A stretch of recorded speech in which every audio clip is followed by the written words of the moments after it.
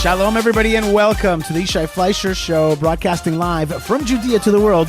You're part of it wherever you are. Shalom, and welcome to Malka Fleisher. Hello. All right, Malka, we got a great show today. We got Ben Bresky talking about history moment in Birchat Sultan, the Sultan's Pool in Jerusalem.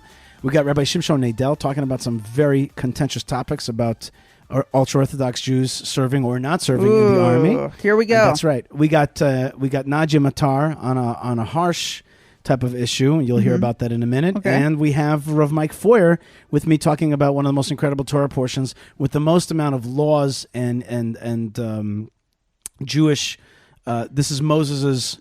The book of Deuteronomy has Moses's long speech, and this is one of the most densely packed Torah portion with laws. Wow. For the Jewish people and for the world. Fun for all the lawyers out there. That's right. Actually, all of us that want to live a life that has a structure and a meaning and a purpose, a structure of holiness. Right. You like that, a structure of holiness? Spirituality is very important.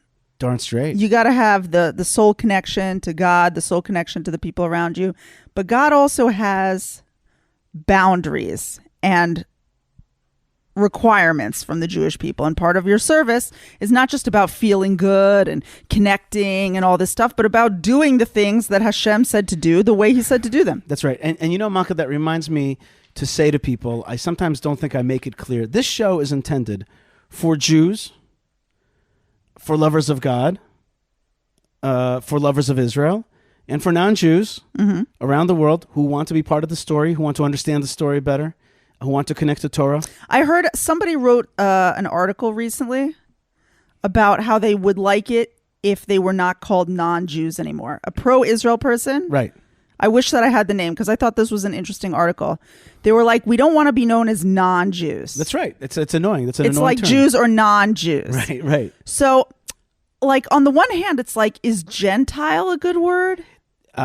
I think that it doesn't often sound good to me, even though it is not derogatory. No, not at all. I think a great one is the nations.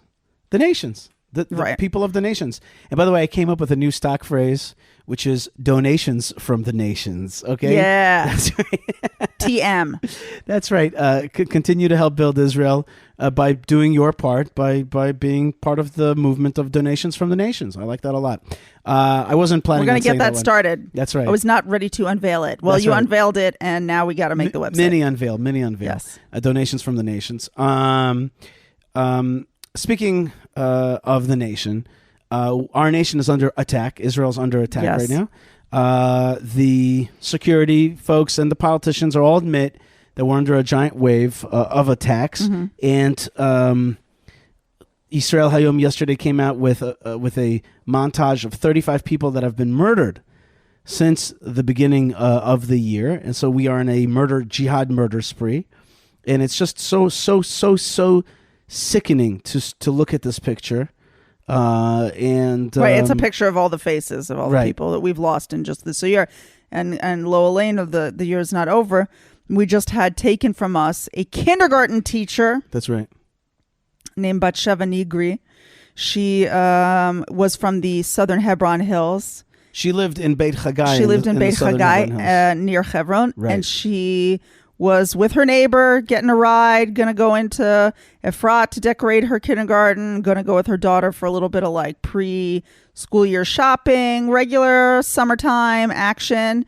And someone mowed down the car. Not someone, a jihadist. A jihadist Arab-Palestinian activist, terrorist killer. Right. So she was killed on the spot.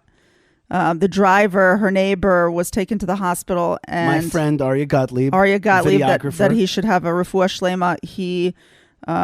It's a horrific thing that happened to him, but he also experienced a miracle in that he wasn't hit in any of his major organs, which was a very big deal. Unfortunately, Batsheva's daughter was also in the car, but again, in a bittersweet miracle, she was untouched completely, and was not, untouched physically, right? She was not shot. 22 bullets. 22 bullets went into the car. Were found, and there's pictures of it on the side of the car. It's so nightmarish. Anyway, so I put a tweet up on X. I can't say it. I don't even care. I put a tweet up on Twitter. You put an X up on X. No, that's fine. I put a tweet on Twitter. That's my little active protest here on this. So I put a tweet up on Twitter about her. And I was like, she was murdered for like something occupation, something justice, something Palestine, right? The tweet did a lot. It resonated with a lot of people. Some like 1,300 people hit like on that tweet. But then there were the people with whom it did not resonate, are haters, right? And just the things that they say is like, it's so inhuman. It's so. And you would think to yourself that like other what? people Wait, make it clear for people. Make it clear. Okay, I don't have the comments in front of me, but things like, well, she's like a fat Zio-Nazi, and it's good that she was like eradicated. She's an occupier. She's a thief. That's what happens to thieves and occupiers. What was she doing there? That's what a lot of people wrote, which I thought was like a very weird thing to write just independently. Like, what was she doing in occupied Palestine? Which is like, let's say that she was like stomping around with a frowny face and some military boots on. She's a kindergarten teacher. Like, what do you think she was doing?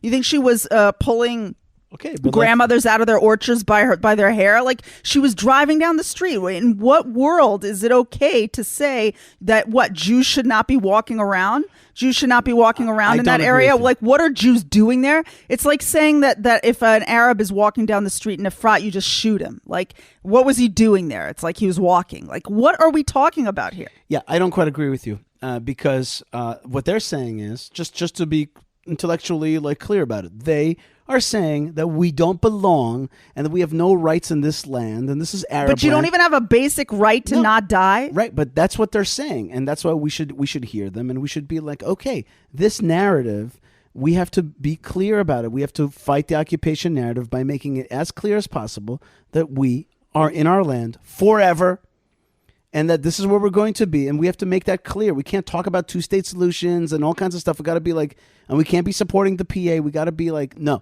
this is our land, and we're going to be here forever. That's exactly what we're doing. And if we don't make that clear to them, then we add to their appetite.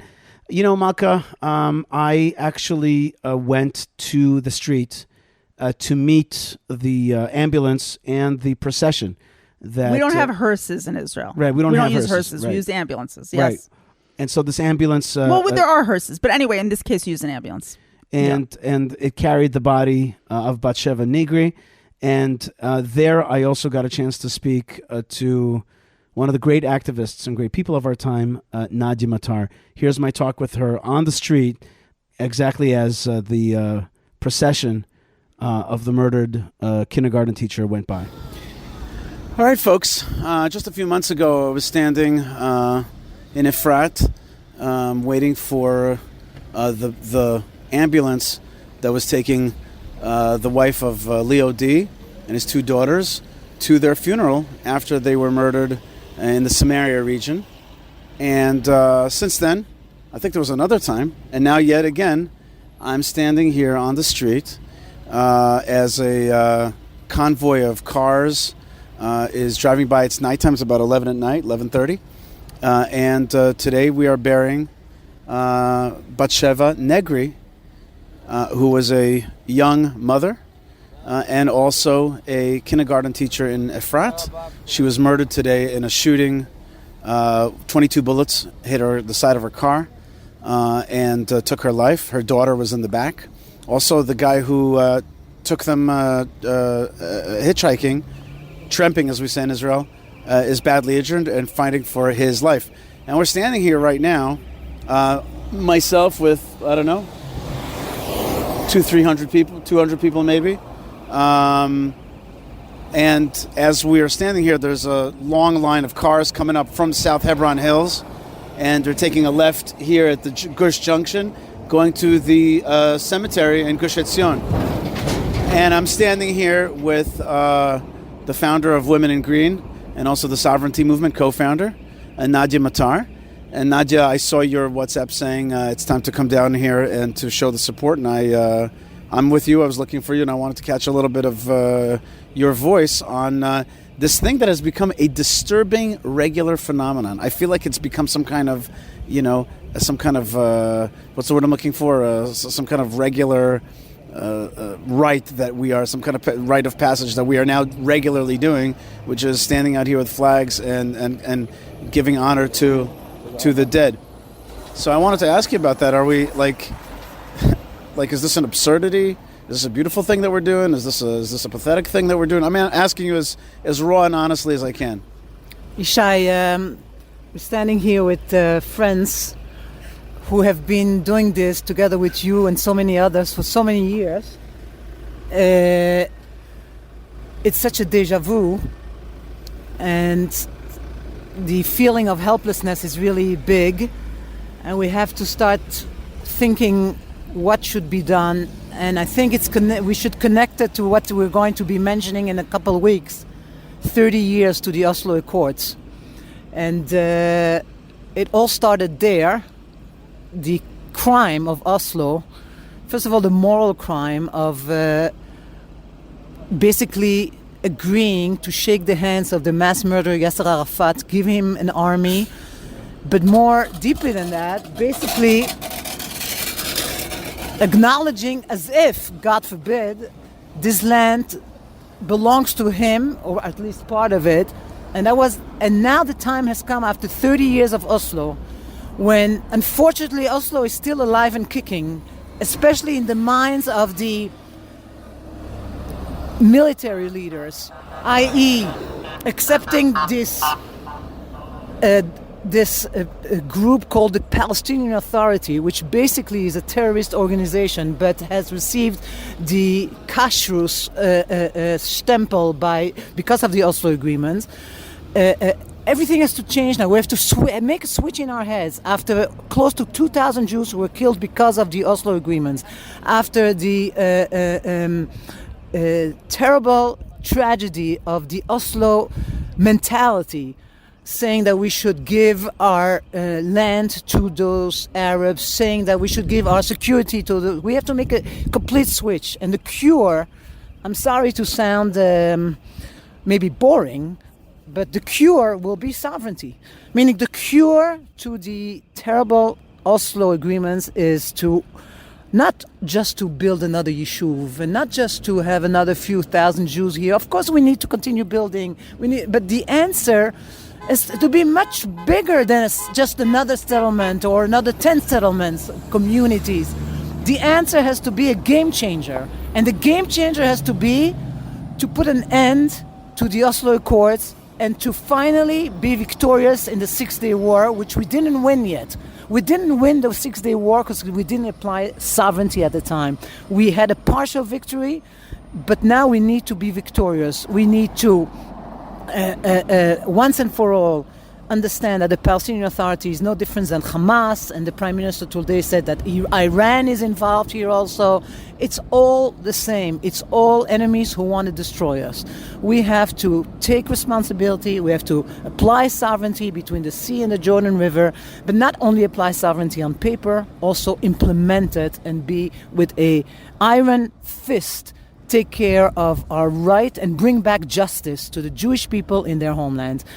Until that will be done, we God forbid, we're going to have to keep standing like this. Meet here, right? And that's what we're going to have to promote. That's what I have to say tonight on this terrible, terrible day. So I just want to paint the scene. It's nighttime right now. We're at a pretty lit up junction. Behind us are a lot of soldiers and police. There was a group of Arabs over there, and not so far away from them was a group of settler youth type guys whom I know partially from helping me build all kinds of different things. And the police came over and tried to break up any tension that would be there. And so there's a tense moment here. You're here with a lot of your activists. They're collecting the flags now because the caravan has passed. And you basically said, look, the Oslo mindset is still with us. It's still in the military's mind. But let's be real for a second, Nadia. Oslo as a reality on the ground is super real. It's not just a mentality. It's just in place. It's alive and kicking. They're taking over our land. Every minute that we speak on the phone or on this radio show, they took over the Arab Palestinian Authority, funded by American and European anti-Israeli NGOs, are taking over Area C of our land. and are building a de facto... Not to mention A and B. A and B, of course. Right. Are building a de facto Palestinian state. And the answer to that, as I said, is not going to be just another community here or there, which of course has to be built. But you're very practical. You've always been a very practical activist. We're standing right across from one of your great successes, which is the Ozen-Goen Park area, which basically you took an area that was going to be taken over by the Palestinian Authority and gave it Jewish life, Israeli life. So you're a very practical thinker, an activist. Here we have now a supranationalist government. As we say in Hebrew, Yamin Maleh Maleh, that's the catchphrase, full right-wing government. And yet, the wheels of the bureaucracy do not turn easily, it seems. It seems like we just can't get out. And I also heard a report just the other day that Ron Dermer, I don't know if it's true or not, but I heard the report on the news that they said that Ron Dermer was talking with Blinken or whoever at Secretary of State about the future of the two-state solution again. And so how do we... Okay, like, I hear you, sovereignty, yes.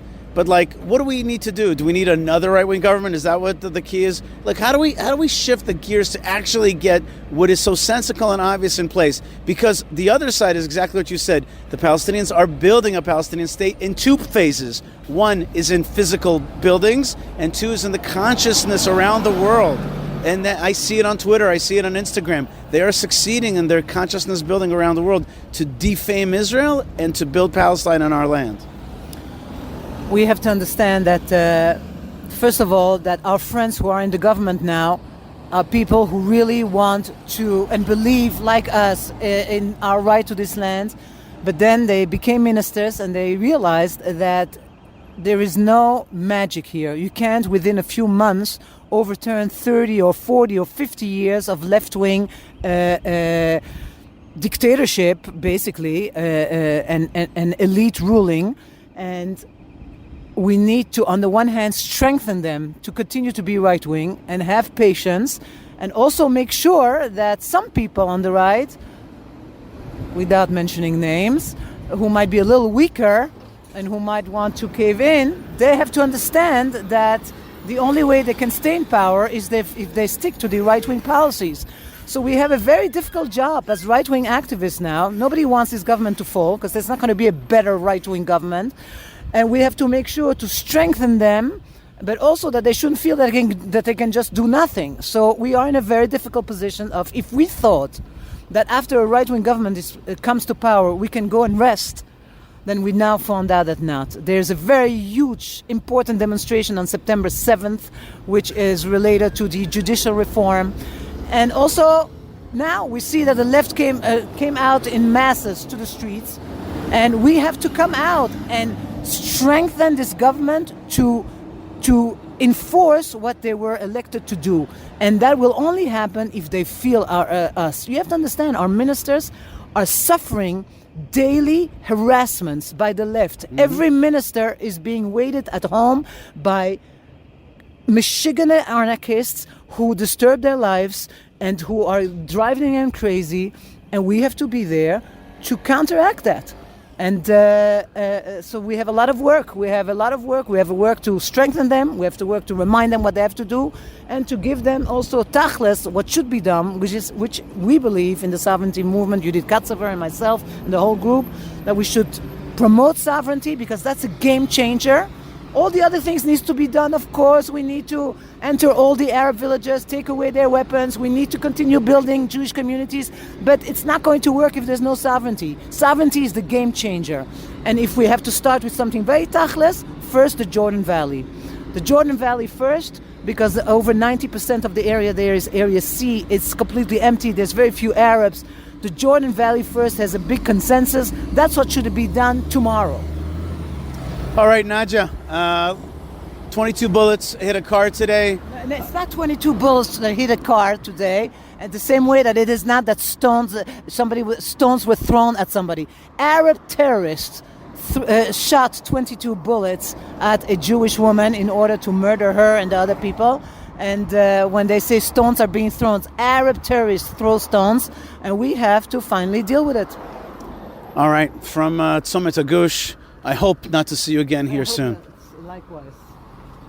difficult too. That is intense stuff. I remember thinking to myself, that was a very hard, and it was also very, like, there was such a surreal atmosphere out there in the streets that night, a few nights ago, and it was just so foggy and cold, and I don't know. There was something about it. It was haunting. It was a little bit of a haunting. I mean, maybe you're you lucky. could hear that. You're lucky in a certain way that's how it was, because That's right. that's what's going on. That's the feeling that people are getting out here. And Yishai, I've seen like a lot of people, like, this is not the kind of thing I like to usually say, but I'm going to say it anyway, which is a lot of people who were very excited about this government are starting to get fed up. There are a lot of people who were excited about the most right-wing government in Israel's history, about some hardliners coming into power. And these people are starting to feel let down. This is a moment at which the government really needs to regroup, understand what it is that they were elected for, why at all they came into power, which really was primarily a security-based and Jewish identity-based platform. That's right. And they need to start serving the people again. I mean, as if they need a reminder that should have been from day one, right? But if they have lost the plot, maybe because of confusion from, and distraction from the judicial reform things or whatever, they need to come back and realize that the whole reason that this government was formed was that the Jewish people could feel safe and free in the land of Israel. That's right, Malka. You're absolutely right. And I think they want to. And I think that their claim is that they have not been given the tools to do so. But there are things in motion right now. Sadly, it takes these murders to get people to wake up. But there are things in motion now, and I really do pray that this government will not just deal with the terrorists who come at us, but starts to dismantle the terrorist infrastructure. Right, shift within. the pattern here. Shift the paradigm. Malka, first thing is to shift the pattern and the stuff that you read about Israel and the news out of Israel. I highly recommend people check out jns.org and jewishpress.com to really get a sense of what's going on in Israel in a healthy way. I'm going to say it here. Stay away from Times of Israel. Stay away from that. That newspaper is full of poison and anti-Israelism. And if you need to read that for balance, then go ahead. But I think that jns.org and jewishpress.com will give you a much finer sense of really what's going on, and with a healthy mindset. Just to go the other direction altogether, which is if you're already consuming good media content, you also need to consume some great Jewish food like Prohibition Pickle. Prohibitionpickle.co.il makes your Shabbat so much fun.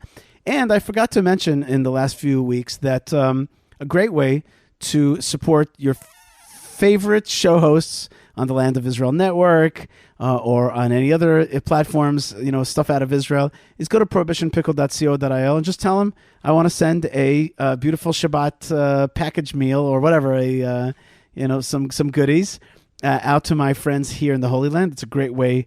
And of course, those friends, including yours truly and Malka, will be happy to bless you at our Shabbat table. So that's prohibitionpickle.co.il. And of course, you want to get to the Land of Israel yourself. And we have so many ways to help people get here. One is Kaplan Custom Tours that help you prepare your trip, the details of your trip, and create a great itinerary and get you the best tour guides. So that's mokaplan@gmail.com. That's Kaplan Custom Tours, mokaplan@gmail.com.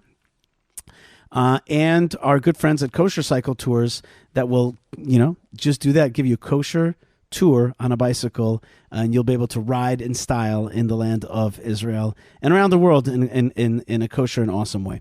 So that's some of the great friends that make the show possible. Malka, one of the things that makes Israel possible is the Israeli army. But does everybody need to go serve in the Israeli army? Like, some people don't serve, and that's, well, some people say that it's, why should my son be endangered and someone else's son not be endangered? And other people say I serve the country in a different way through learning Torah. And our own Rabbi Shimshon HaKohen Adel, who loves to tackle the issues. That's one of his many great attributes. One of them is that he loves to tackle and unpack the very issues that are troubling our society or challenging our society. And today, Rabbi Shimshon Cohen Adela is with us to discuss the issue of serving in the army for the ultra-Orthodox.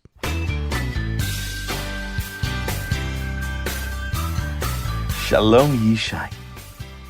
Tensions are high right now in the state of Israel, as the current law exempting yeshiva students from mandatory service in the Israel Defense Forces expired at the end of June, with the ultra-Orthodox parties threatening to leave the current coalition and dissolve the government if a new law granting exemptions is not immediately passed after the Knesset's summer recess ends on October 15th. Exemptions for yeshiva students has been a sore topic since Israel's Supreme Court declared the Tal law unlawful in February of 2012, undoing the decades-long status quo whereby full-time students were exempt from service in the IDF. Advocates of maintaining the status quo argue that those studying Torah provide a spiritual protection to the state of Israel, and that Jewish law allows for exemptions of yeshiva students. But what does Jewish law really require?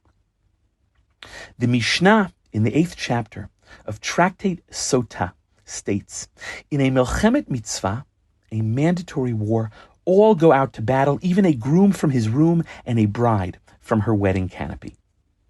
Drawing on language from the book of Yoel by mentioning bride and groom, the Mishnah expresses a certain urgency and the necessity for everyone's involvement. And while many explain that women are exempt from combat, they are nevertheless obligated to assist in the war effort. In the 5th chapter of his Laws of Kings, the Rambam defines a Milchemet Mitzvah, a mandatory war, as, quote, a war against the 7 nations of Canaan, a war against Amalek, and assisting Israel from the hand of the enemy who comes up against them.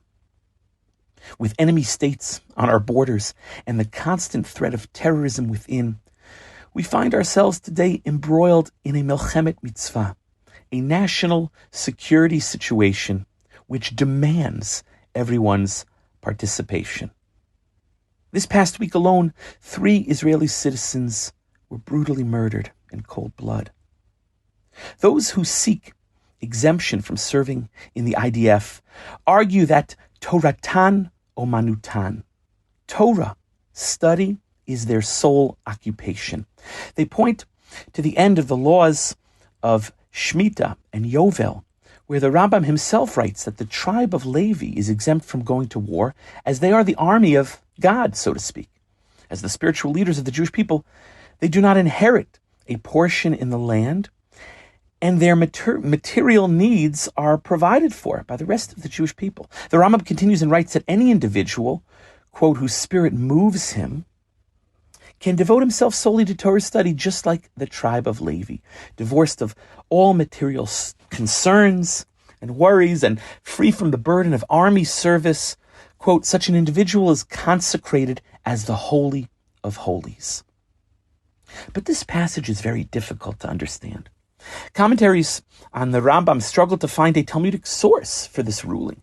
Some point to a passage in Tractate Nidarim where our own patriarch Avraham is criticized for drafting Torah scholars in the War of the 4 Kings against the 5, or a passage in Tractate Sota which relates how King Asa was punished for mobilizing Torah scholars. Also difficult, the Rambam himself rules that even a bride and groom must assist in the war effort, as we've mentioned. And by suggesting that Torah scholars can look to their brethren for financial support, the Rambam appears to contradict what he writes in his commentary to the Mishnah and Tractate Avot, and to his laws of Torah study, where in the 3rd chapter he decries those who rely upon others for their livelihood. Analyzing this passage, Rabbi Aaron Lichtenstein of blessed memory, who for many years was at the helm of Yeshivat Haretz Zion, questioned how many people would fit into the Rambam's criteria, and asked in an article, The Ideology of Hesder, which was published in the Torah journal Tradition in the fall of 1981, he asked, quote, Who can confront a mirror and tell himself that he ought not to go into the army because he is Kodesh Kodashim, Sanctum Sanctorum, Holy of Holies in the Rambam's terms? It would appear that the Rambam's ruling in the laws of Shemitah and Yovel is not the rule, but the exception to the rule. His allowance is reserved for those select few individuals who are able to devote themselves solely and wholly to the service of God. Exempting entire segments of the population from army service and from pursuing a parnassai livelihood is certainly not what the Rambam intended. Additionally, the mitzvot of saving Jewish life, pikuach nefesh, and not standing by the blood of one's fellow, lo ta'amod al dam re'echa, obligate one to save life and protect life. The Rambam, in his laws of Shabbat, writes, quote, "It is mandatory for every Jew who is able to come and assist his brethren under siege and save them from the hand of the enemy on Shabbat." Here, the Rambam does not allow for any exceptions or exemptions.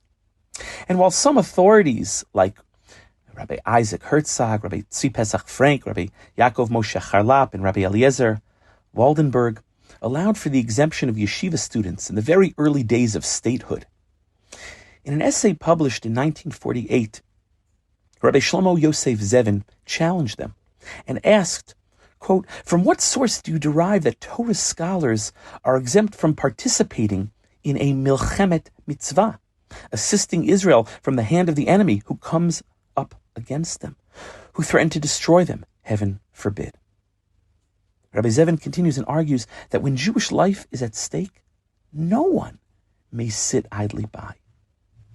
To understand those who ruled against drafting yeshiva students, one must appreciate the state of religious life in the young country, this nascent nation, following the Holocaust, when so much Torah had been destroyed and decimated. Those studying Torah full-time were charged with the task of rebuilding Torah here in the state of Israel. When Rabbi Avraham Yeshaya Karlitz, the revered Chazon Ish, together with other leading rabbis, reached a compromise with David Ben-Gurion to provide exemptions for yeshiva students, only some 400 students were exempted from army service. Writing about a milchemet mitzvah, a mandatory war, the Chazon Ish himself recognized that, quote, "If there is a need for them, they must come to the aid of their brethren." In recent years and decades, those 400 exemptions have grown exponentially. Moshe's rebuke of the tribes of Ruvain and Gad, "Shall your brothers go out to battle while you sit here?" resonates with those who see the imbalance in the current situation.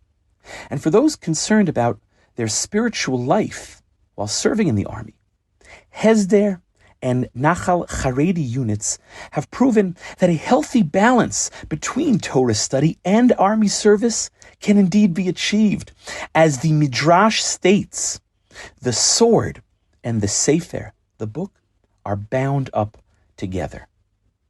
True, while not every student may be needed in combat, the current security situation in the state of Israel requires that everyone contribute some form of service to the country. Instead of seeing army service as a burden or a compromise, one should see it for the tremendous mitzvah that it really is.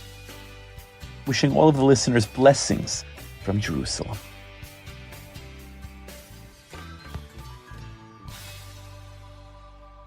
Good stuff, Rabbi Shimshon Nadel, and he promised me that this would raise some eyebrows, this segment, so I'm excited to hear what you guys think about it. Write me an email, Yishai at yishaifleisher.com. That was good Torah, definitely, Malka. Speaking of Torah, im ein kemach ein Torah. If there is no flour, there is no Torah. Flour means to say like money, and if you want to transfer money into the land of Israel, there's no better way to do it than a dark currencies and the company called Change 86. I highly recommend them.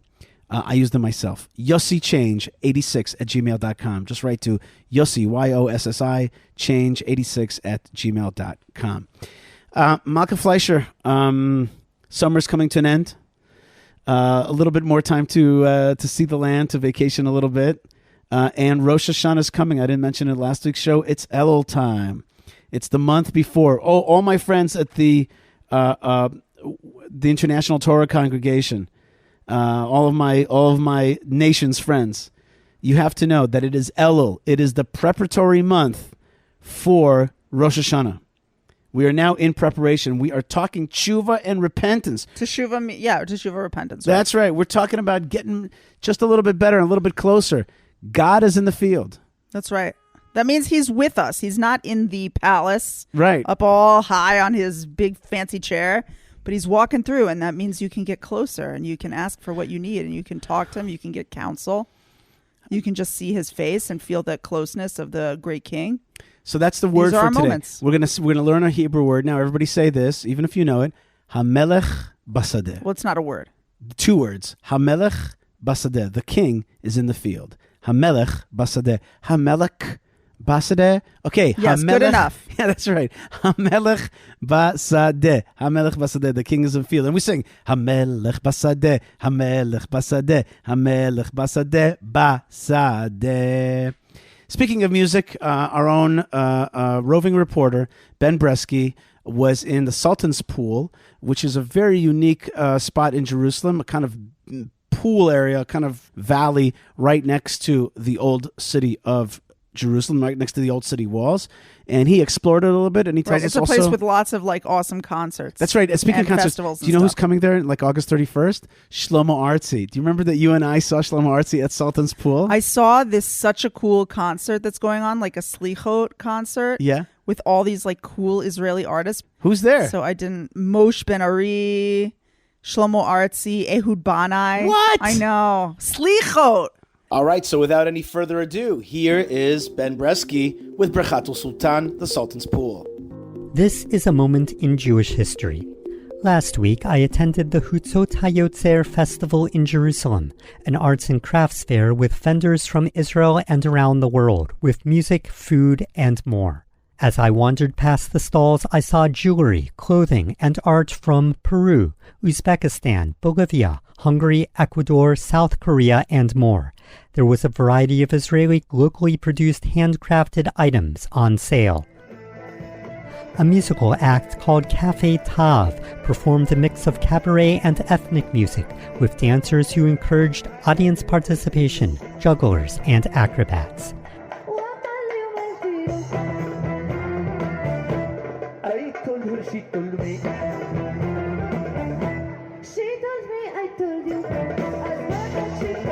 Different food from Israeli restaurants served falafel and hummus, as well as a variety of food from different cultures.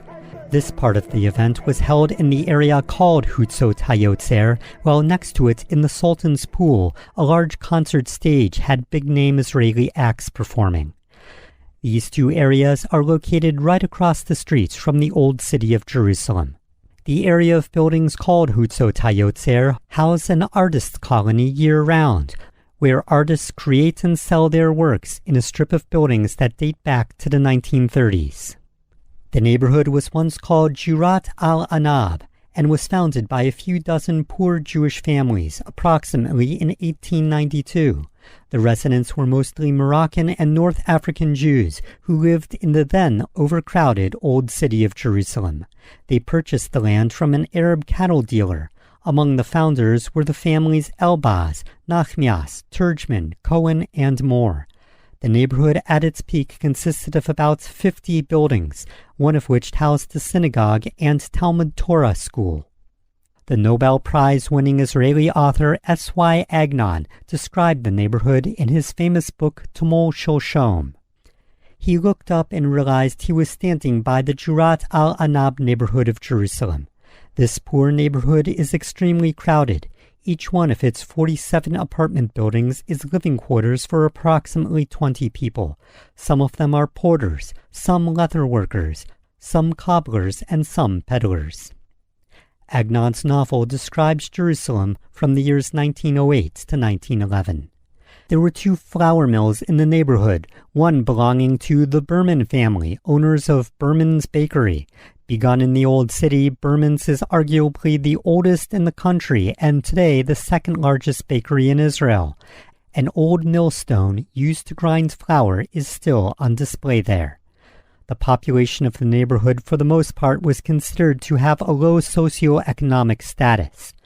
The Jewish neighborhood was targeted and residents harassed in such incidents as the Nebi Musa riots of 1920, the massacre of 1929, and the revolt of 1936. During this period, many Jewish families abandoned the neighborhood for security reasons, and Arab families began to move in. The 1939 census indicated only a few Jewish families left. The War of Independence and the invasion of Jerusalem by the Jordanians began in 1948, and the neighborhood was abandoned. The municipal line, which divided East Jerusalem and West Jerusalem, passed through, with the Old City being part of Jordan, and the old Jurat al-Anab neighborhood becoming part of the buffer zone in between the two countries. The houses of the neighborhood remained abandoned and partially destroyed, and from time to time children from the neighborhood of Mamila would venture in. In 1967, the Six-Day War unified the city, and great effort was made in rehabilitation. The shops were restored under the direction of Jerusalem's longtime mayor Teddy Kollek, who sought to bring in artists, and the first Tutzot HaYotzer festival began in 1969. In the 1990s, the fair began to invite artists from abroad and featured an international pavilion, and by the 2000s, big-name Israeli singers were added to perform at the Sultan's Pool. Today, the Sultan's Pool features a stage and seating for large outdoor concerts. This ancient water basin was used as a supply network for Jerusalem from the late Second Temple period to the late Ottoman period. It was established by building a dam across the Ben Hinnom Valley, which stopped the drainage of the ravine south toward the Kidron stream and created a water reservoir. An aqueduct carried water from Solomon's pools near Bethlehem to Jerusalem and the Temple Mount. A covered and plastered hewn channel from the Roman period was discovered along the entire length of the pool, believed to be from the time of King Herod the Great. The pool itself is built on earlier pools, and some researchers identify it with the Snake Pool, mentioned by the historian Josephus. In the Crusader period, the pool was called Lacus Germani. Sultan Suleiman the Magnificent renovated and enlarged the pool in the 18th century, and some of what he added can still be seen today. Between 1948 and 1967, this too was part of the no man's land between Israel and Jordan. A far cry from the thousands of cheering fans who enjoyed Hebrew rock, rap, ethnic and traditional music as people from all over enjoyed music, food, and art. There are many other historic neighborhoods that have undergone ups and downs, but that is a podcast for another time. This has been a moment in Jewish history. Thank you to Yishai Fleisher. Thank you to all the listeners and subscribers, and shalom. All right. Thank you very much, Ben. That was awesome. Very interesting. I love that place. The Birchat Sultan, the Sultan's Pool. Great place in Yerushalayim, Jerusalem. Speaking of, I want you to consider supporting the Jewish communities of Israel, especially Hebron, where I have the honor of working. And a good friend of mine, Matthew, recently gave a great donation to the Jewish community of Hebron to strengthen us, and I want to honor that, and I want to thank all the folks that understand the importance of keeping this place strong. This is our fort. This is our Alamo. This is the root of Jewish peoplehood, and the haters of Israel want to uproot it. And the worst is the people who are ignorant of the forefathers and mothers and the Jewish past of the first city of the Jewish kingdom in the land of Israel. And so Hebron, that's hebronfund.org, and come on our tours, hebronfund.org/tours. And of course, if you want to touch not the forefathers and mothers, which is in Hebron, but if you want to touch the root of the formation of this world, God's holy abode, where he hangs out, Yoshev Tzion, he sits in Zion. If you want to touch that holy place, you come up to the Temple Mount with High on the Har.com. Check them out. They will take you to the holiest place on earth in holiness. Malka Fleisher, you got to go pick up one of our kids, and so therefore I want to let you go, and I want to give you a great blessing to have a good trip there and back safely, and in general, continue to do your holy work in this world, and may all of us take inspiration from you to prepare for a Rosh Hashanah properly, and have a Shana Tova U'Metuka, and have a great Elul. Yes, I'm in. Thank you. Give everybody a blessing, Malka. Come on. Wow, okay. I want to give everyone a blessing first for safety and health. If you got safety and health, you're already like 85% in good situation. Right. So I want to give everyone a bracha for safety and health. And I want to bless all of us who are looking for, sometimes you get down, and I find that especially in these times, in the month of Elul, when you get down, that's actually not the worst. Because this time is such an auspicious time for prayer that sometimes I think that Hashem gives some people an extra hard time right now so that your prayer will become like super awesome, so that your desire to connect to Hashem, your understanding of where good times come from, where bad times come from, what a good time is, what a bad time even is, what those things are, your understanding is deeper. And so when you pray, when you try to break, your fears or your negativities or whatever, then you have like extra supercharged success. Mm-hmm. And so I want to say that for anyone out there who's like facing a hard time right now, hang in there. Hang in there. This is a time of miracles, and it's a time where we crown the king. This is voting time. I like to say every year I vote every year in the elections, and I vote for God every time. And make sure that that's what you're doing too. And vote for yourself also, vote for yourself and understand that you're on Hashem's ticket. Very good. And that he wants to take you with him into the next administration. And with God's help, we'll all have good positions in the administration and with excellent benefits and company car. Amen. Amen. Okay, Malka, and don't forget to pick up that other kid that's coming with our child home. Yes. Don't forget Thank him. you. Okay, yes, I remember that. Thanks a lot. Okay, Malka Fleisher, Shalom. Shabbat Shalom. Thank you so much. And speaking of Shabbat, we have now a segment that I did yesterday with Rav Mike Feuer in preparation of this very special Torah portion of Ki Teitzeh, which is one of my favorite Torah portions in the book of Deuteronomy for sure. Ki Teitzeh Milchama, when you go out to war, with a lot of amazing laws. And here is my discussion with Rav Mike here on the Yishai Fleisher Show on the Land of Israel, and on the Land of Israel Network, and on the Yishai Fleisher network of stuff found at YishaiFleisher.com. All right, everybody, shalom, and welcome to the Yishai Fleisher Show. We are broadcasting live right now. I am in Hebron, and I'm joined by Rav Mike Feuer. Shalom, Rav Mike. How are you? Shalom, Yishai. It's good to see you. It's good to see you, and I'm really glad you're joining me today. It hasn't been an easy week. This week already went to a funeral of a murdered lady, a kindergarten teacher from in the town that I live in, Gush Etzion, and also a resident of South Hebron Hills.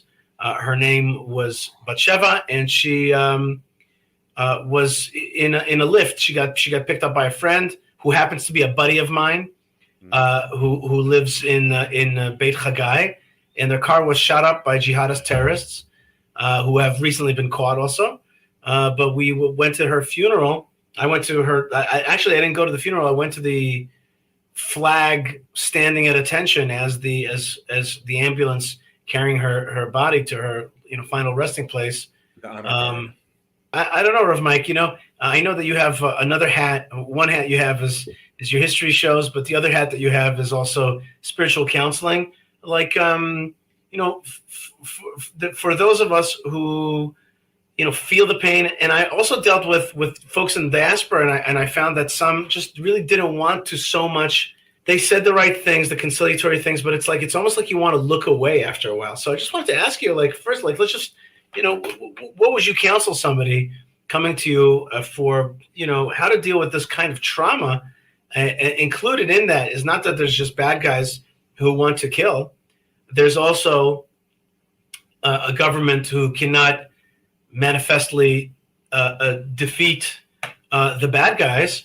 And then there's also the Twitter sphere and the social media sphere where when Malka and I write things like there was a horrific murder, there is hundreds of responses saying basically you deserved it since you're land thieves, etc., and the occupation narrative. So how would you counsel us to deal with this? Both the destruction of life, the weakness of the government, and the global support for jihadism against us.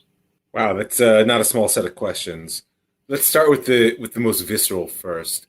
Is that a trauma like this type of murder, whether it's personal, God forbid, for the family and friends, whether it's sort of felt like as part of the national story, or a meaning for those of us here in communities, or whether like you're identifying with the diaspora where it seems a little distant, but it's still a pressing issue. The first step in dealing with it is giving space to the natural emotions that arise, whether it's anger, whether it's fear, whether it's sadness, and not trying to rationalize or justify or fit this experience too quickly into a narrative, actually. Mm-hmm. I think that that's part of the problem, and that may be part of the sort of almost arm's length response you feel like you get from the diaspora in particular, is that unfortunately this is a story we all know, and it becomes much more manageable when we fit it into the ongoing story, right? The continuing sacrifice, the cost of the occupation for the left, the sacrifices we make for reclaiming our land for the right, etc. And those narratives are important, but if you don't give space to the pain and to the fear and the anger and the sadness, then you risk, first of all, dishonoring those who've been lost, because fitting them too quickly into a story is, to a certain degree, denying their very special, unique humanity. But also, I think what it does is it prevents us from taking the next step relating to your other questions, which is genuinely facing the problem. Right? Because we're used to a story which has no solution. Right? It's just, like I said, from the left, it's just the price we pay for our intransigence and in the occupation. For the right, it's the cost of settling the land. Now, rightly or wrongly, neither of those actually is a productive approach to the problem of allowing a violent, oppositional, jihadist culture not just to survive, but really thrive in our land. And so that goes to the next question, is that how do we relate to a government, which I don't know if we're incapable. I don't know, because I'm not a security expert. I'm not a political expert, like yourself. But one thing is fairly clear to me, is that there aren't so many interests in winning right now. Right? Meaning there seems to be a lot of interest, especially over the last, since Oslo, basically, in a holding pattern. Less so, obviously, in the leadership of Yudan Shomron, because there's still a sense that there's an active attempt to sort of reclaim our heartland. But even there, I think that there's a terrible blind spot, which is that what we're after is sovereignty. And you will never have sovereignty until you relate to the reality of however many, Arab citizens or non-Arab residents, let's say, there are there. Meaning, you can relate to that reality in any number of ways. You can take a path of one-state citizenship. You could speak about, resident alien. You could do. I'm not getting into the solution, but sovereignty means power plus responsibility. So on the left, they don't want power and they're willing to give it up in order to avoid responsibility. On the right, there's too much of an urge to power without taking of responsibility, and that ties our hands. You take something like Hawara, where this murder, like 2 murders ago, I hate to say such a thing, but like within the space of a week, like you pointed out. Why is Hawara Junction actually still functioning outside of the realm of Israeli sovereignty right now, with the number of murders that have happened there? And I'm not going to say why is Hawara Junction still standing and be burnt to the ground in that sort of revenge desire, which I do understand. But that revenge desire is also an avoidance of sovereignty. It's destroy instead of rule. Right? But the vision of Hawara needs to be a place where everybody, Jews, citizens, soldiers, civilians, Arabs, can do their shopping and get your car washed in peace. Again, if that's a real aspiration, then we need to speak about tactics, but I question whether it's an aspiration. And that's the last piece I'll offer, is without clear vision, and a vision that can be crystallized in specific actionable goals, we will keep repeating the stories that we already know. This is, I can tell you from my counseling, this is what people do. If you don't have a clear vision and goals that are oriented toward realizing that vision, you will repeat the stories that you are already living over and over again as much as you think you want to change. That's my short answer. It's hard to transition between a place of lack of vision and to come to a place of vision, especially dealing with very hard things. And the other side has a very clear vision, and they articulate it very strongly that we are foreigners, that we are occupiers, that Israel's not meant to be here, that the whole thing's a colonialist enterprise. And then you have even good Jews, good pro-Israel Jews like Daniel Gordis and what's his name, Klein Halevi, and Mati Friedman. And these guys are like on a bandwagon right now to try to boycott this particular government, right? And these guys come off as like they are like big Zionists, and yet they basically are calling for something that's not so different from the other boycotters. It's just that they want to limit it in scope a little bit more. And what my argument to them is, what you don't understand is you are empowering the haters of Israel. The haters of Israel are like, look, even great Zionists like Daniel Gordis are saying that this government is racist, etc., and therefore the whole enterprise is racist, and Israeli people voted for racism. So these folks that are trying to limit their attack onto this government, they don't see that they're actually causing tremendous damage to the very name of Israel and empowering the very anti-Semites that they seek to stave off. Yeah, I mean, it's interesting that you say they don't see it. I think that in particular, Daniel Gordis and Yishai Fleisher are two very intelligent, very discerning people. And maybe it's true they don't see it, or maybe that what we're looking at, as we're seeing in the streets with the protest movement, is an identity battle. And the reality is that this is a battle for people really feel for the soul of the state of Israel, for the soul of the Jewish people, and they're willing to sacrifice, and foolishly, many things which they hold to be dear. And because I agree with you, there's no distinction being drawn outside of our internal Jewish discourse, which is a classic Jewish problem. We are people of nuance. We're splitters, not lumpers, meaning we divide. It's because we care about the truth. Let's remember, there's obviously, as we say, a tikkun and a kilkul. There's a rectified and a corrupt version of this. But because we're people who care so much about the truth, and the specificity matters, that's why we split hairs over almost everything, right? But the problem is that's completely lost outside of internal Jewish dialogue. And it does us damage, even though it's, in the end of the day, it's true to who we are. So there's a challenge there in how to manage that dynamic. Racist splitters, not lumpers. That's a really fun one. That's a term from taxonomy, if you're not familiar. There are splitters and there are lumpers.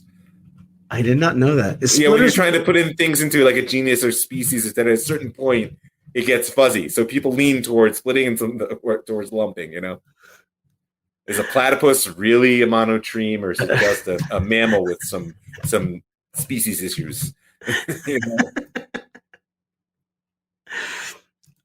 It's here it is. I put it up on the screen. Jews are splitters, not lumpers. Okay, how's that? Okay, I like that. I like that. But speaking of lumping, here's the front cover of yesterday's Yisrael Hayom. Oh yeah, I saw that. And it's got like 35 people who've been murdered from the beginning of the secular year, and that's painful stuff. Yeah, and for me, as a number of people have noted in the media, it really brings to mind how bad things were when I made Aliyah in 2001.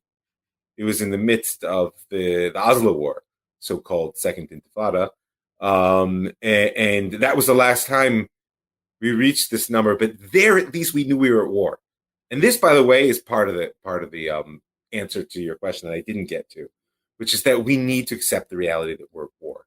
We've built suburbia on a battlefield, and we're now complaining when mortars land in our playgrounds. Now, again, I'm not justifying the mortars. You follow? But part of the problem lies with us, is you cannot build suburbia in a battlefield and then wonder why people are attacking your children. You need to fight like it's war.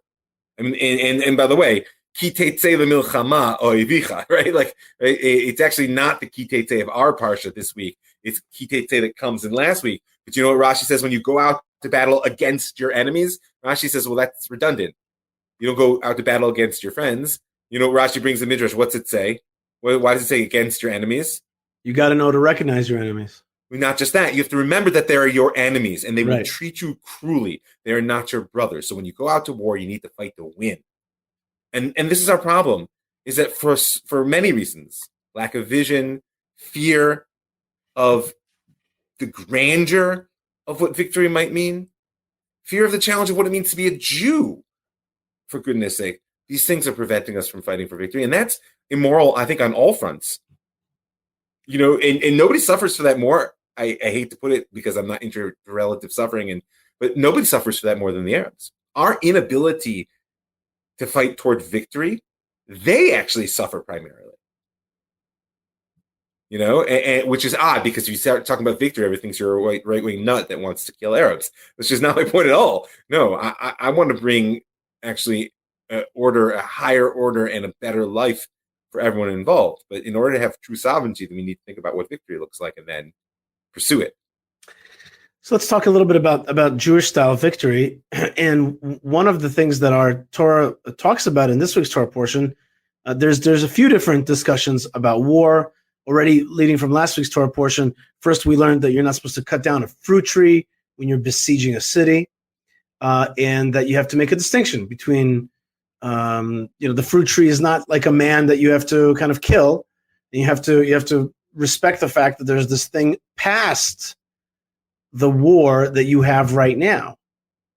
There's the fruit tree that's going to give fruit past the conflict that you have right now. So be careful about that. Similarly, in this week's Torah portion, it tells us that you're not supposed to take the mother bird along with the eggs when you're trying to take the eggs or the chicks of a bird. And my mother explained to me that I liked her explanation so much is that it's for the sake of continue. What do we call it? Renewable energy, sustainable resource. Yeah, right. Sustainable resource. That's right. So it's like the mother has a chance to continue to be procreative in this world. Okay, take the eggs, but don't wipe out a whole system of creativity in this world. So I think those two are very similar. Don't cut down the fruit tree. Don't take the mother bird together. And yet there's another thing, which is you're going out to war. War is a sweaty, smelly, dirty thing. A army camp is just that. Even the most orderly has an element of, there's not a feminine touch in it, and it's a thing. It's a machine of violence. It's really an organized violence. And yet, the Torah tells us when you camp against your enemies, you shall be aware of everything evil in your camp. Meaning to say, keep your camp clean. For example, if there is amongst you a man who is unclean because of an external emission, he shall go outside the camp. He shall not come within the camp. And then he shall, and it shall be towards evening, he shall bathe in water. And when the sun sets, he may come into the camp. It's like, wait a minute, he touched an unclean thing or a body? Like, big deal. Like, that's exactly what you guys are there to do. No, you got to be careful with that. So don't touch a dead body. And here's one that may surprise people. A relative of a dead body, a related concept, is our going to the bathroom, in the sense that these are unclean things, and they're the opposite of life in the sense that it's the excrement of life. It's the end of it, ostensibly. And the Torah tells us, it keeps going. It says, and you shall have a designated place outside the camp that you could go out to the bathroom there, or use as a privy, the translation says, but basically use it as a toilet. And you shall keep a stake, meaning to say a little digging tool. Trowel, in addition to your weapons. So you have your weapons, you have your M16, but you got to have a trowel. And digging with an M16 is a waste of effort. A what? Yeah, digging with an M16, not good. That's right. when you sit down outside, this is the Torah gets quite specific. To relieve yourself, you shall dig with it, and then you shall cover up your excrement.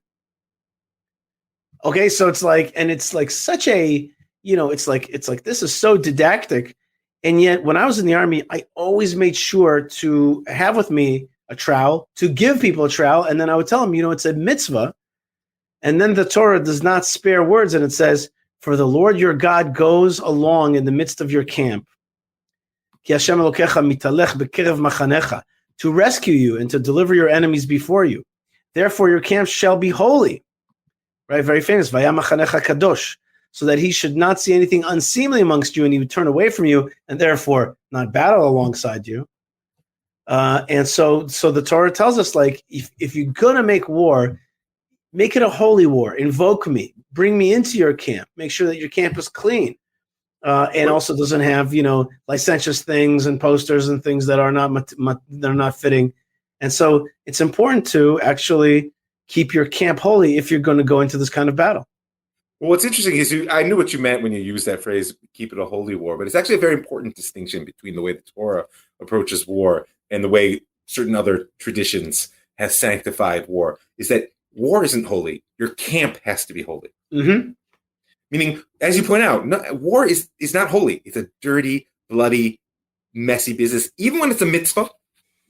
Right, there is milchamet mitzvah, right? A commanded war, whether it's defense of the people, whether it's the conquest of the land, but war itself is not where the holiness resides, and it's very clear. Haya machanecha kodesh, right? Let your camp be holy. Meaning what? You need to keep the bestiality, which is an important tool of war, because if you're all up in your higher consciousness during war, you're quite vulnerable to all the frailties and complexities that war invites. So you need to center into a deeper fight or flight element of the human being.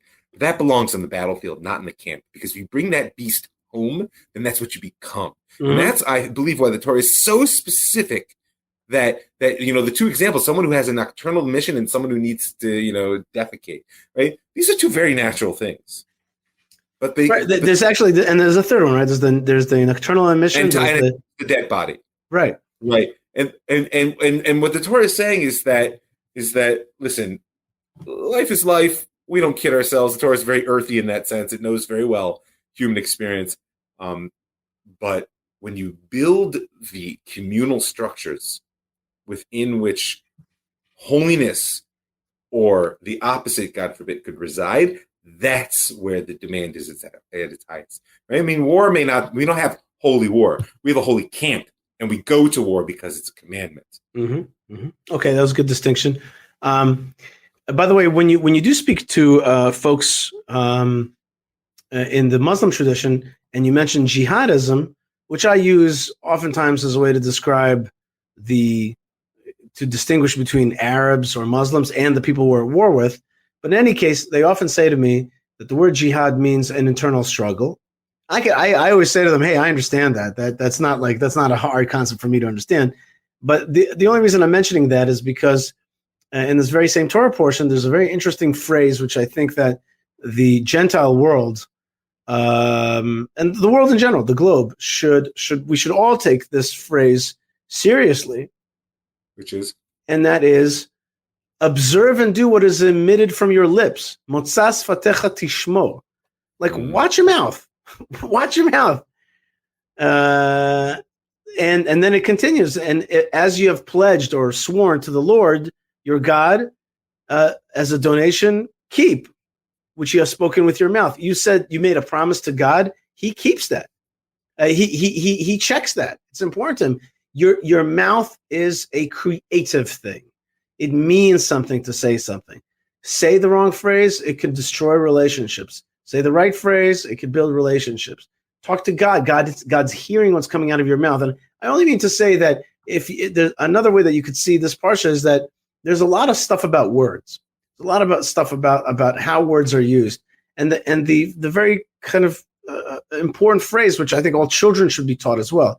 Motzas fatecha tishmo. Like, watch your mouth. Watch your mouth. I'm always telling my kids, like, rehearse for a second what you're about to say, hear it, and then judge if it's a good thing. Only then let it out of the gate.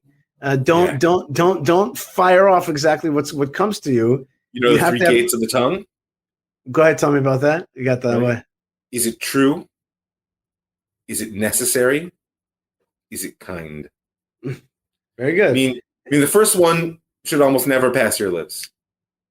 Right. But even something's true, it's always very important to ask, why am I about to say this? Because the reality is it might be a true statement, but my motivations might not be so pure or good. And then the third piece is kind. It says it might be true. You might even feel it's necessary. But the reality is that kindness is its own value. And that, not that it's an ultimate value, but it is a crucial one. Those are the three gates of the tongue. And if one asks that question, literally asks those questions themselves before they say something, you will find a fundamental shift in your communication. Mm-hmm. I'm going to totally use that with my kids. So we're saying, is it true? Is it necessary? Is it kind? Is it kind? Very good. In order of priority. Speaking of kindness, I want to say hi to Marilyn Poe, who says shalom from North Carolina. Never see it in the Union. That's right. And then we got Edwin, who says shalom from the Philippines. I've never been there, but it sounds nice. Yep. And then shalom from NYC. Nice to see you both, says Penny. All right. And then Steven says shalom from Boston. And then Scott says, oh, the power of the tongue. Too many mouths in the world, not enough ears. Oh, well said. Okay. So there you go. So shalom to everybody. And so fun to be able to broadcast to you. I'm in beautiful Hebron right now. This Torah portion has a lot of laws. This is the most chock-filled. This is what's called Ne'um HaMitzvot, the commandment speech in the book of Deuteronomy, the book of Dvarim. It's Moses' long speech. That's a big chunk. It's 74 commandments out of the total 613. That's quite an accomplishment. One parsha. It is, and they are, according to all the sages, all opinions hold that you could even, since it's a well-ordered speech, you could even learn from placements of different laws next to one another. Yeah. And there's just so many interesting things, but let's talk about the last part of the Torah portion, and that is about remembering what Amalek did to you on the way. The verse says, what chapter is this? It's chapter 25, verse 17. You shall remember what Amalek did to you on the way when you went out of Egypt, how he happened upon you on the way and cut off all the stragglers at your rear, meaning to say he attacked the weak ones in the back. When you were faint and weary, and he did not fear God, or maybe you did not fear God. That's a big question. Who is not fearing God there? So, but there was let's put it this way, there was a lack of fear of God. Yeah, one way or the other. The simple reading is you did not fear God enough, but our sages say that he did not fear God. And that's, his lack of fear of God, that's obvious. Therefore it shall be when the Lord your God grants you respite from your enemies around you in the land. So it happens in the land of Israel, which the Lord your God gives you as an inheritance to possess, that you shall obliterate the remembrance of Amalek from beneath the heavens. You shall not forget. So, let's just talk about that for a second. What is this glaring dichotomy, right? Well, remembering not to forget. Right, remembering not to forget. And then we have this whole mitzvah commandment to read this section. We read it close to Purim. It's all about don't forget what this guy did to you, and you better work towards forgetting it. So just forget about it. Well, let's look carefully at what it says. It says, and first of all, it's critical to notice that when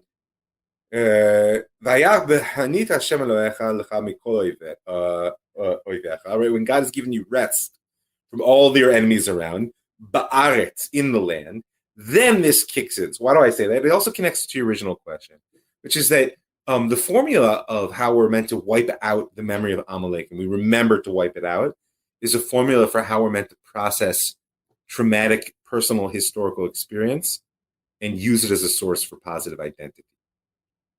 And that can only happen to its fullness when we've come to rest, when we're no longer feeling pursued by that which we fear, but we've actually conquered it and put it to rest, and then the trauma can begin to heal, which is why, right, in the land. And I think that that's a big piece of what we're dealing with in your opening question, is that I don't blame our government, I don't blame our society, I don't blame diaspora Jews, I don't blame Israeli Jews for struggling with how to incorporate this new phase of the constant terror, fear, pursuit. The world can call us colonialists and talk about Jewish power all they want, but where we're sitting today is a continuity with our struggle to survive that's been going on for more than 2,000 years. Right. So, but in this, it gives us hope. Why? Because zecher, to remember, is literally to remember. It's to take the pieces of the past and to put them back together in the present, because that's where the act actually occurs, in a way in which frees us from the trauma and paves the way for the future that we want. Right? If we're constantly running from Amalek, we think they're always behind us. People act in a very specific way in the present, and in many ways that shapes their future. Whether it's victimhood, whether it's a fearful sense of pursued paranoia. Whereas if we can reattach, we say, no, we've wiped out that Amalek thing. They're not pursuing us anymore. There's a level of freedom that we gain for the action that lies before us, Right. which is liberating on levels that we have not yet really begun to conceive, much less achieve. I guess what's frustrating is that we've come so far, and yet we still have so much more to go, and that's what's frustrating. It's like you have a Jewish state. Not only that, I actually think that we're stronger than ever before economically, and also vis-a-vis our enemies who are weaker than before. When I was a kid, Syria, Egypt, these were serious things. They were major states, powerful states. Right, with the backer of a major superpower, the Soviet Union. I mean, all that has changed. Right. All this, there is no, Soviet Union that's arming putting SAMs into the Sinai and all that, and and we're really the powerful force around here, and yet we have such we have allowed these no-go zones and this jihadism to flourish in our land, and this contra narrative. And that's the piece that you've taught and you're trying to teach people more and more, is that this shift toward the narrative war came together with the shift away from any sense that classic military power would defeat us. Right. And that's why the problems that we face today are problems of perception. They're problems of motivation and vision, because these are narrative issues. It's not an accident that change happened. But yes, listen, I ever given you my canoe metaphor for Jewish history? Like the difference between a Jew and a canoe? Is that the one? No, I hope you're not talking about the Monty Python joke. We can talk about that off the air if you're familiar with what I'm referring to. I don't know about that one, but that's about American beer in a canoe. But anyway, Mavi and Yavin. But what I'm speaking about is this: is that you've ever been in a canoe? Sure. It's a remarkably stable boat, right? You're in the water. It's quite fine. Yeah. And when you're on the dock or on the land looking at the canoe, you're in solid ground, right? So think of the canoe as exile. Like when we were out there in, I don't know, 14th century Rhineland or 15th century Tunisia or wherever, we were just out there in canoe. It was like, yeah, Kadosh Baruch Hu is going to bring us home. We know, we have faith. It's a stable situation, even though we're adrift, so to speak. And obviously when we're in our land, 2 feet solidly on the ground. But you know what the real moment of danger is, if you've ever actually been in a canoe, is when you're trying to get out. Right. You got 1 foot in the boat and 1 foot on the land. And now suddenly, every puff of wind, every ripple on the water, every pebble on the shore is like, everything feels so, except you've made such progress. You're halfway out, right? But the danger and the fear and the instability is what we're experiencing now. And we can't lose sight of that. That's a great metaphor, and maybe that's when Amalek attacks, right? When you're a little bit tired, when you're on the way home, and when you have a few people straggling, you're almost there. And when you lack Yirat Shamayim, meaning the other challenge is that we've taken a stance of agency, which I'm an advocate for. We decided to get out of the boat. We didn't wait for the magical tractor beam to raid down and lift us out and set us safely ashore. We took the action. good, bad, or otherwise, it's a done deal. We're in it, but the challenge there is that it's very hard to have a true sense of awe of the divine, that God is really the agent in creation, while nevertheless still maintaining that absolutely essential posture that we are significant actors. That's why this parsha has 74 votes. That's right. There's no more important indicator that your actions matter. Right. And that God gives you blessings. He brings you back home, but you still have to fight. You have to fight against the bad guys. You just got to do it. That's part of it. Creation is a partnership. It's what it's meant to be. I mean, we're not going to get into this now, but the longer conversation is that the enemies have also created all kinds of narratives in order to weaken you. They have actually figured out how to weaken response, how to cut you off at the pass, as it were. And they're very, they're good at that. They're good at limiting that toxic masculinity that it takes to defeat, an Amalek. Yes. They're good at that.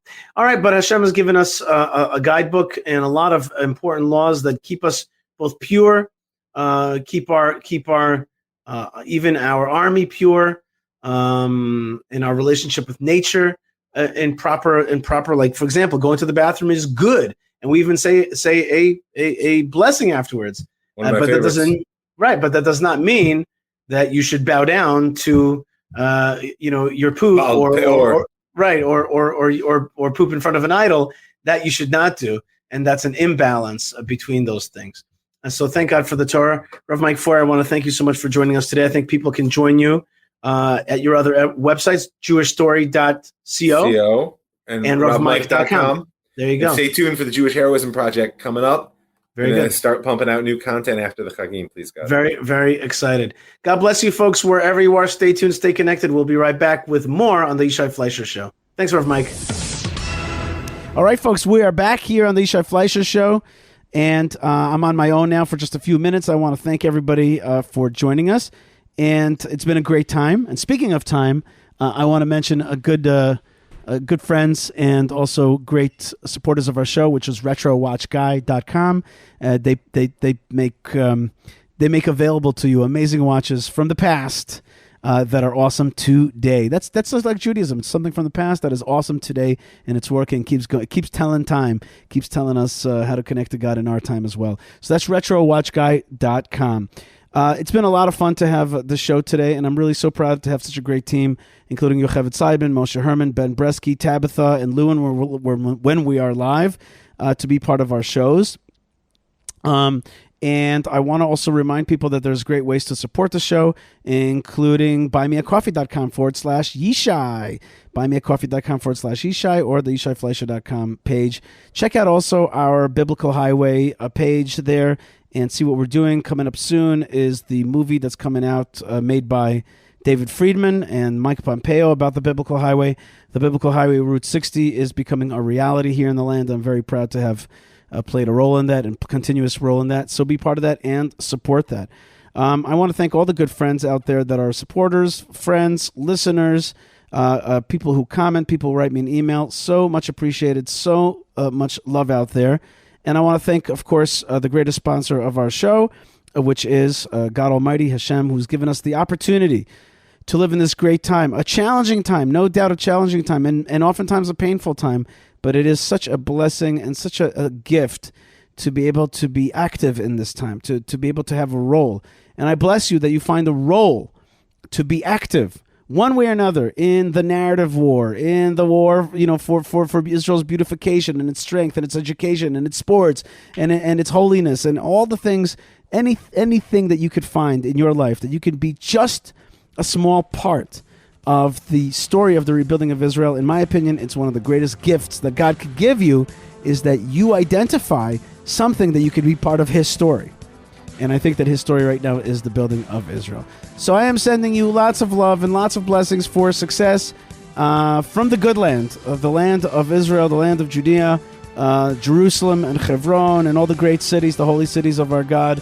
And may Hashem be with us and give us strength through this time and help us come before Him this Rosh Hashanah in purity and in humility, and come before Him and ask Him to bless us to just be part of His great vision. Stay tuned, folks. More great stuff is on the way. Lots of love and shalom.